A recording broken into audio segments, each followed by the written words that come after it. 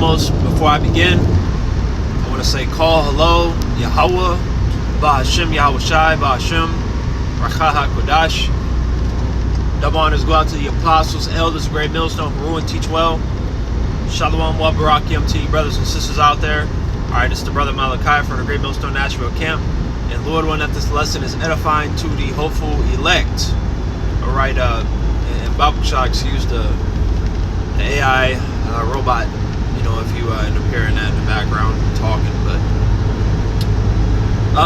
the title of this lesson is, and I'm quoting High Priest Ahrayah, Elder High Priest Ahrayah, you know, the beloved elder, one of the, you know, leading men of our nation, you know, back to the time of One West, which, you know, really now still, you know, because we believe that the elder will come back into his right mind, right, as the scriptures talk about with Joshua the high priest, Salaki. He said, because it was an old video, I don't know if I'd be able to find the clip now. I've seen this a few years ago, but it was when he was street teaching, and an Edomite came up and said, "Could I ask you a question?" or something like that, and the elder said, "What can you say?" You're like, what can you say? Like, that's and that's a, you know, that's like an inside joke we carry here. Every now and then we say that, you know, which it's exactly true, man. Like, all you people out here that, you know, you non-believers, whether you're an Israelite or not, what can you say? Like, what can you bring out or tell? Like, this truth is unconquerable, man. This truth is impenetrable. It's soundproof, right? It's the whole roll. All right, just because you don't like what's contained in the scriptures, that's a PP, man. That's a personal problem. All right, like Yahweh said, blessed is he that is not offended in me. So if you're offended by the words of Yahweh by Shema Shai, you know, the scriptures that come out, that's on you. All right, that's something that you got to figure out, that you got to check in your spirit, man. You know, that's something that you gotta pray on, you gotta fast on, and regardless of what it is, we see guys. What do we do, bro? Like, traffic is so fucking retarded. I don't know why the hell we're going so damn slow, and there's nothing going on.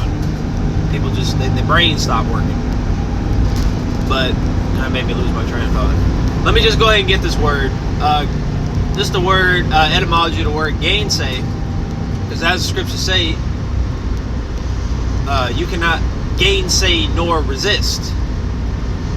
Okay, it says gainsay, it says contradict, deny, dispute. It says literally say against. So once again, what can you say? There's nothing you can say, man. Everything that the apostles and elders on down bring out, they back up with scriptures. They go into the Hebrew, they go into the Greek, and you got certain guys out there that say, well, I don't need to go into all that. The English is good enough for me. Well, you're not a true Hebrew Israelite then. You're not a diligent searcher of the scriptures. You're not consuming the whole roll. You don't even know what's contained in the roll. You don't go into the words. You don't go into the etymologies. You need to tap into these things. That's how you figure out, you know, what's what go, you know. A big example is Revelations 13 with the MOTB. You got to go into those words, bro. That's how you can help pinpoint what it is, which really, just reading it, you know, plain, it's still, you know, pretty apparent. All right, which we know, like the scriptures say in the book of Sirach, these things are plain unto the holy, but are they stumbling blocks unto the wicked? All right, we understand that. You know, we know that. Okay, so we know that not everybody's going to be able to receive the words, you know, of Yahweh by Shema Shai. Like it says in Romans the 11th chapter, I believe it is. Let me go ahead and get that since we slowed down. And now we're speeding back up. But Romans chapter 11 In verse 7 it says, "What then? Israel hath not obtained that which he seeketh for, but the election hath obtained it, and the rest were blinded." So we know that everybody else is not going to be able to understand, what we understand. And it's not our own will. Okay, scriptures talk about how faith is a gift. This was given unto us. This is not something that we acquired because we're just some stand-up guys. Speaking for myself, I didn't acquire this because I'm just some great guy. Hell no, I'm a sinner. Okay? My righteousness is like filthy rags. I'm nobody. But Yahweh B'Shem El Shai has bestowed the spirit of wisdom, albeit I'm not, a super deep brother. I have a long way to go, a lot of learning to go. I'm a young new brother in the faith. But it's still that's just the road. The road is so fucked. It's still a blessing because even understanding the milk of the scriptures is far more than the majority of these people know and understand. Majority of these people do not understand the ways of Yahweh B'Shem El Shai. And like Yahweh Shai said, "Blessed are your eyes for they see, and your ears for they hear." Not everybody can say that. Most people can't say that. But what everybody can't say though, they can't, well, I didn't know. No, you've seen the prophets out there on the highways and byways. All right, you've seen the videos going up. You've seen all these things. So you can't say, because like it says in John, I want to say 15:23, talks about, "If I had not come and spoken unto them, then they had not had sin, but now they have no cloak for their sin." So you have no cloak for your sin because you bear witness to the words of Yahweh B'Shem El Shai. The prophets brought these things out. Right, which is their job. Jeremiah 28:8. Let me just get that, because now we're not moving at all on the interstate, mind you. See, we're just ready to get the fuck out of here, man.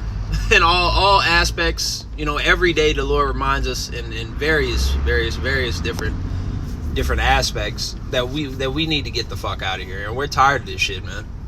We're ready for the kingdom of heaven where we can actually live a life that's worth living, where we can actually have families, where we can actually establish foundations, where we can serve the Lord righteously without sin. Okay, because this place is filled with nothing but iniquity, and that ties in with the scripture. Jeremiah 28:8. "The prophets that have been before me and before thee of old prophesied both against many countries and against great kingdoms, of war and of evil and of pestilence." So the prophets were sent to warn the people about what's to come, what's to come. A lot of judgment, a lot of plagues, like it says in 2 Ezra, the 15th chapter. All right, Egypt is going to be plagued as it was before. Okay, but then the whole land's gonna be destroyed thereof. You see? So this isn't, we're not. Well, technically we are bringing good tidings in the sense of the gospel, the good news for the Israelites, starting with the elect. The kingdom of heaven is at hand. Okay, but there's a lot of terrible things that have to take place prior to that. Right? It's not fun and games out here. It's not cute. There's a lot of judgment that's getting ready to pour out, and Lord willing, in the next coming months here. Right, because we see what's coming down the pipeline with this whole oil gas shortage, that they're talking about. I don't know what's going on with the Hanta at this point, because that kind of just disappeared. I ain't really been hearing about it as of recently. But the main thing I would say is we can see that they're pushing that digital system, with the digital ID, especially over in UK. King Charles, I believe was his name, and he's saying that everybody there got to get ready for that. All right, then you got Trump meeting with China, and but I'd say the biggest thing right now is the economy collapse that's clearly ramping up here, man. It's only a matter of time before stuff starts to get expensive. Gas goes up, diesel goes up, motor oil goes up, different goods. It's only a matter of time. And that's why in the time that we have here, regardless of how long it is, we have to make the most of it. And to somebody in the world, that means, so I got to party, I got to live it up, I got to get faded. And no.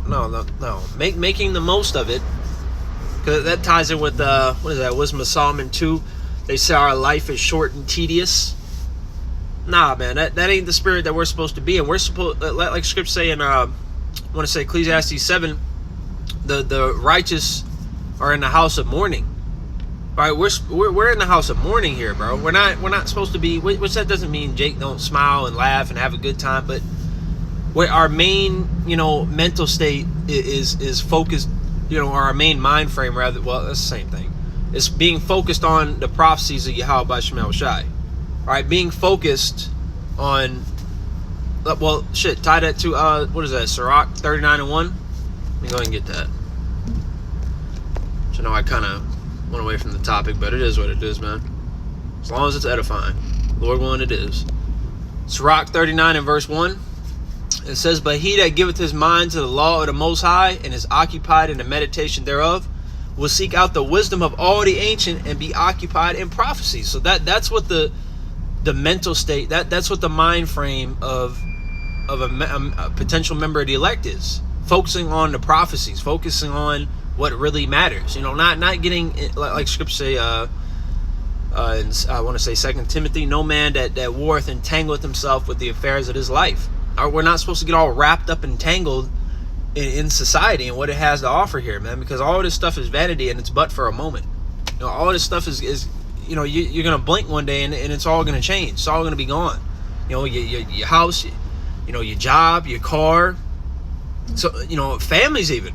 All these things can just disappear overnight. Things can get shaken up, and we're pilgrims on the earth. Just having to rely on nothing but straight faith, which really we're already supposed to be, in that type of mentality. Being operating through faith. Okay, but we're really not going to have a choice at that time. There is no Friday paycheck. All right, there is no government assistance. There's going to be no more counsels. Okay, on that type of level, there's going to be no more WhatsApp. There's no more videos, no more. You might not even have a Bible with you, man. Which is why you're supposed to be making the most out of your time and gaining all this knowledge. Isaiah 33:6, "Wisdom and knowledge shall be the stability of thy times, and the strength of salvation. The fear of the Lord is his treasure." Roughly paraphrasing. You see? So we need to be focused on that. And hell, let's just continue to strive for the mastery, man. There ain't nothing left. All right, there's nothing else for us to do. Good Lord. This place gotta go, man. May the Lord destroy Babylon. I'm fucking tired of this goddamn society, bro. And that's exactly, this goddamn society. May Yahweh Shemel Shai condemn Babylon. This place of confusion and madness and wickedness. But that's all I got to say on that. So, Lord, willing, that this lesson was edifying. Before I close, I want to give all praises to Yahweh Ba'Shem Yahushai Ba'Shem Rakah HaKodash. The honors go out to the Apostle Elsgray Millstone. Shalom.